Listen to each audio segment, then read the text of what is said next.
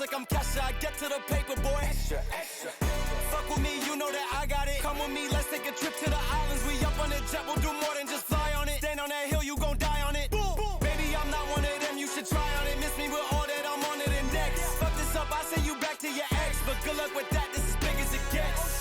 Hey, let's see how you do under pressure. Let's see how you do under pressure. Give them a name to remember. Hey, let's see how you do under pressure. Let's see how you do under pressure. A moment can live on forever. Yeah. Oh shit, they don't let me shoot a whole clip. Firepower in this coalition. We just turned the field into a demolition. It was desolate, but I had premise. Hello to my subscribers and non-subscribers. What I'm delving into today is the landlords behind the 1122 King Road house, and what I found out has thoroughly shocked me. That house is not the only house they own. They own all the houses on that block. And one of the landlords was charged with sexual assault. I'll get into that video. Let's get started, guys.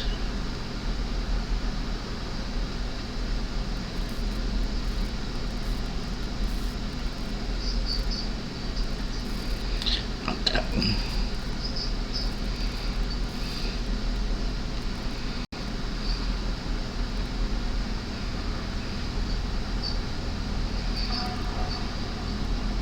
Hello, miss. What's your name? And you live here? Yes. Okay, did Megan talk to you earlier? Madison Mogan, yes. Madison Mogan? Yes, Mogan.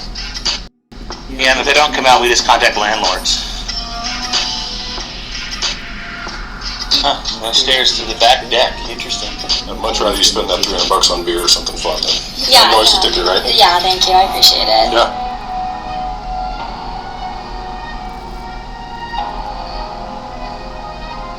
That was Dylan right there.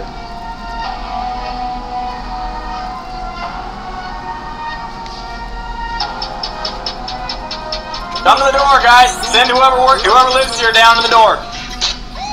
We're not leaving. We can also see you.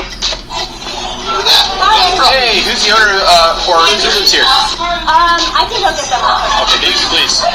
What sorority are they affiliated with? I don't know. I don't know if they're associated with that. So I guarantee you they're associated with the sorority. Many of them are living here. It's an off-campus sorority house. I've been a cop for 22 years here. I'm not stupid. Don't play dumb games with me.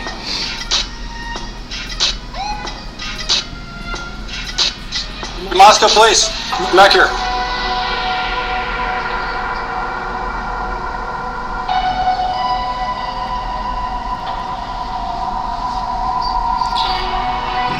Now, right there, if you look at it, folks, doesn't that look like the inside of the house?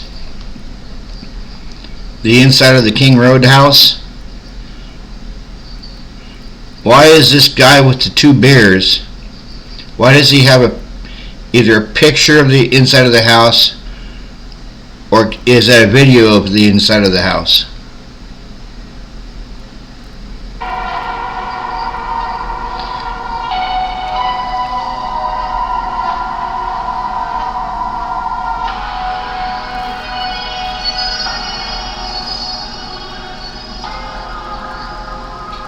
In the future, I know it might seem like it's weird that cops walk around in plain clothes, but we do have a job to do, so if I yell at you guys, hey, come talk to me, probably should go that route instead of walking away, alright?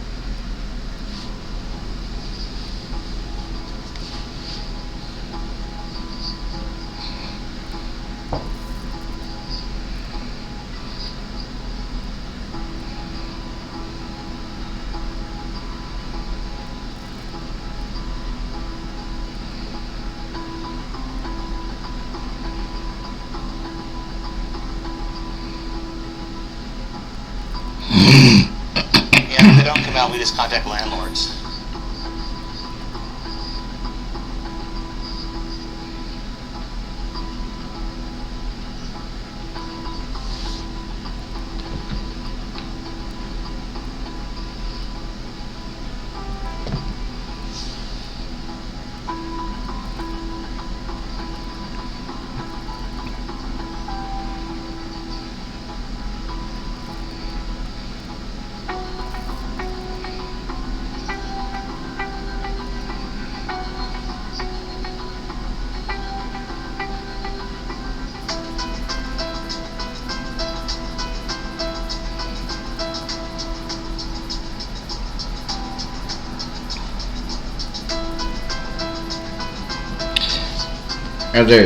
Several other homes in the neighborhood are also owned by LLCs, which are also registered to Etsy's home address.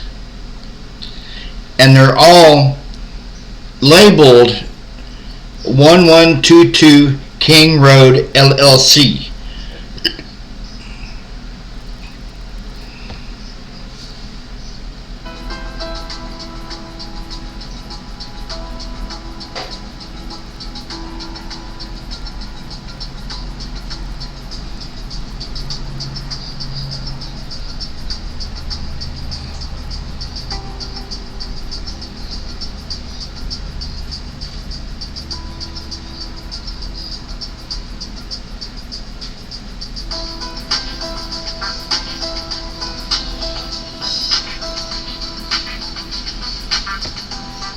Yeah, this LLC owns 1122 King Road, owns that house, owns those two houses, and owns the house over there in the corner. All consolidated in that one area. Why is that? Why did this guy buy real estate all in one area? It makes you wonder. If the reports about drugs are true, why else would these two guys buy 1, 2, 3, 4, 5 homes on the same block that's congregated together? It almost looks like a little mini camp or a little fortress.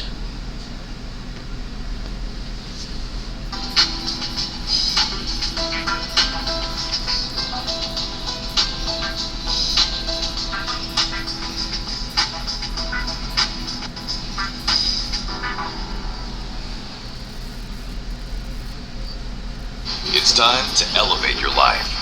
At liftedtrucksforsale.com, we put you in the driver's seat of your...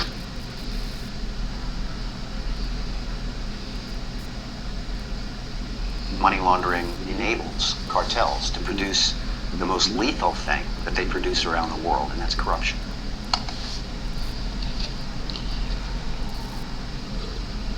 Today, the Justice Department is announcing significant enforcement actions against the largest, most violent, and most prolific fentanyl trafficking operation in the world. That operation is run by the Sinaloa cartel and fueled by Chinese precursor chemical and pharmaceutical companies.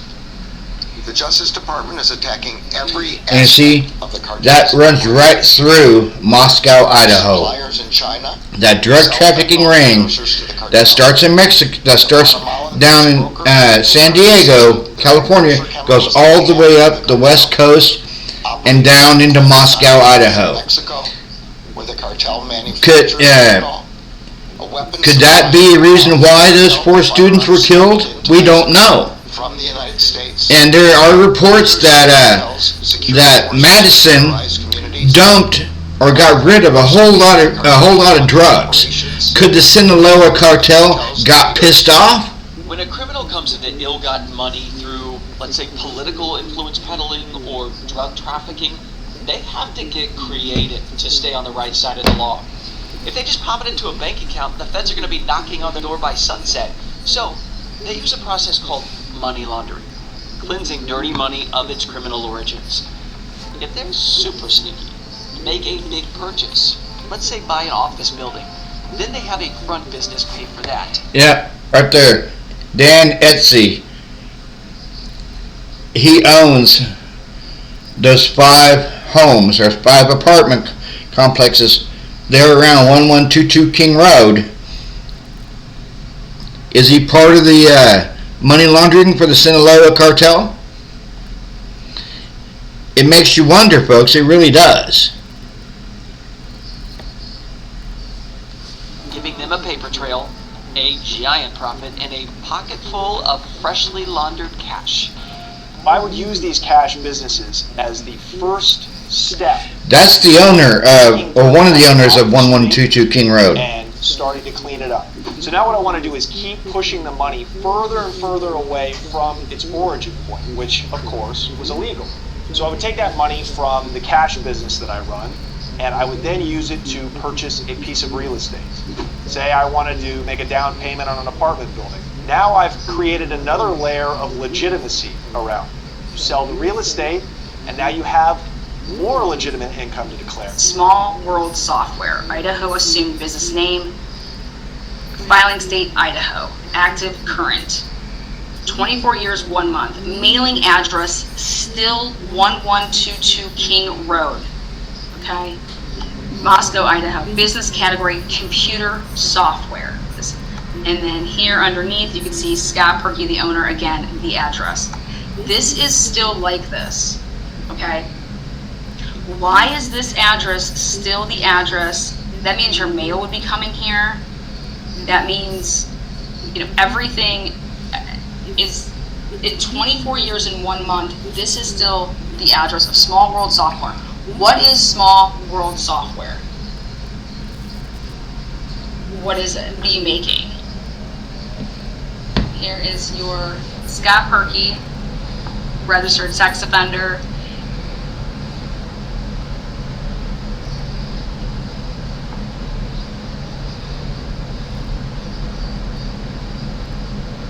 In July of 2016, defendant was charged with 1 count of sexual assault on a child. Defendant and the state reached a plea agreement, and a change of plea hearing was set for April 19, 2017. Defendant decided he did not want to enter a plea and did not appear at the hearing. At a status conference 2 days later, defense counsel asked the court to set another change of plea hearing the following week. On March 7th, 2018, defendant pleaded guilty to 1 count of lewd conduct with a child in violation of, the code, in exchange for which he agreed to a sentence of 3 to 15 years, all suspended with 6 months to serve. The defendant admitted to the court that between March and June of 2014, he inserted of the complainant, who was then 14 years old. He would go back to say that he was coerced into saying that, and because he was scared that he was going to go to prison for 20 years. Okay.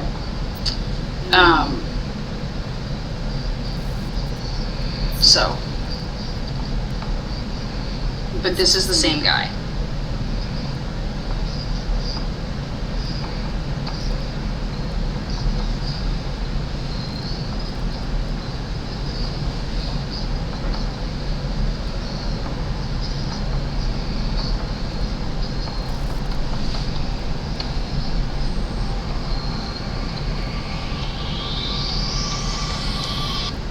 Yeah, I think there's something shady with the landlords, cops, university, and prosecution. I do think there's something shady going on.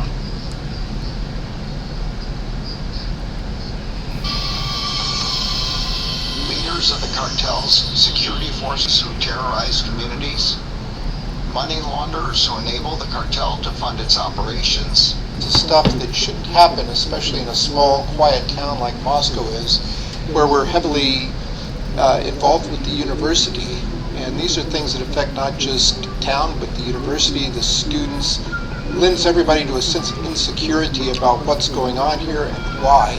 Could drugs be involved in all of this? I've not heard that there's any suspicion that drugs played a role in the killings. So not like a drug deal gone bad or something like that? I am not aware of anything like that, no. They're saying it's still a targeted attack, but they don't know if it was the house or one of the students or more of the students that were targeted. The more time passes, the less we know, the less we understand. I'd like to give a quick update to the community. Starting Friday morning, we are going to be bringing in a professional cleaning crew to go to the residents and begin cleaning. Part of the reason we're doing that is because of biohazards, as well as chemicals that were used during the investigation. So there will be activity over at that residence front. We just want people to know about that. The scene may never not be released. It's a definite fact. I mean, until a trial, possibly. I suppose that could happen. There will be decisions made by people that are probably higher up than me that will make decisions. I suppose that is a possibility. Law enforcement has closed the investigation. Evidence gathering inside. It's been passed over to the owner, who has now gifted it to the university. And the university has plans to demolish this home at some point. Court TV has reached out to the property management company who's still helping the university with this property. Here's what they told Court TV. They said that, of course, no entry is allowed into this building. Even after remediation or cleaning of the inside of this property, the house will be demolished after it is cleaned, and there's no date set for demolition, according to Team Idaho Property Management. Also, the University of Idaho, which we know now the date was set for December 28th, 2023, and the home is now gone. And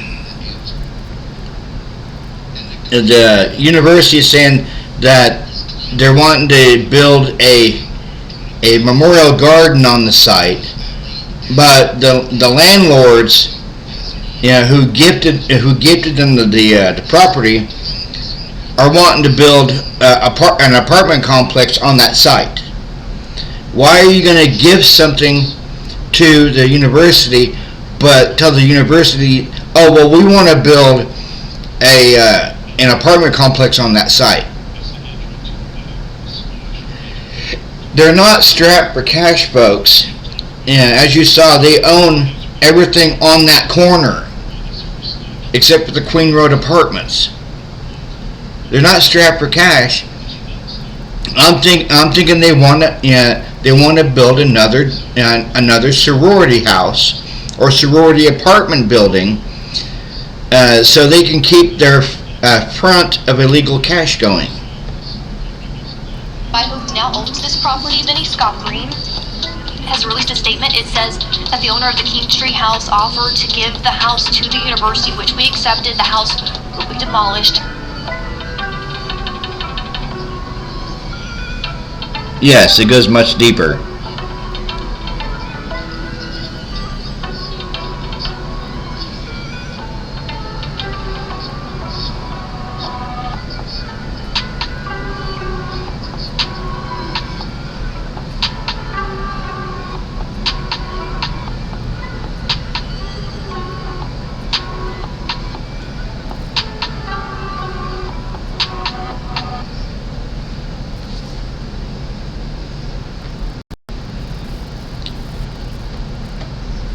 Well, what do you think, guys? What do you think of this latest little controversy going on in the Idaho 4 case?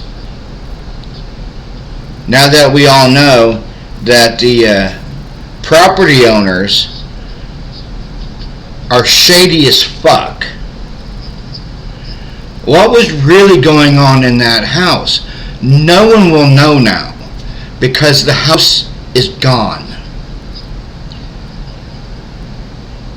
And that kind of irritates me a little bit because the family of Kaylee Gonzalez and the family of Ethan Chapin and Xander Canola's family wanted the house to remain until after the court date, because they're going to do 3D renderings of the house using little like VR goggles.